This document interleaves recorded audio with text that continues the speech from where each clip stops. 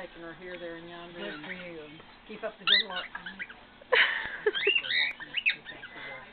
for you. She gets mad at me. I'll be behind her following her when she has to go to her bathroom. Her house is big and it's a long hall to get to her bathroom. You know, stand up straight. She goes, yes, mother. That's funny. Good. That's what I tell Beverly today. She's so hard-headed. She's worried about this and that. You say, oh, goodness, worry, do. I don't know. Serenity prayer. I mean, she was the first to tell me growing up, worry about stuff you could control, and give the rest If up. you can do something about it. I remember you. The wisdom is where you hide the bodies of those you killed because they pissed you off. Don't text me. Hopefully we won't go there. I'll take this.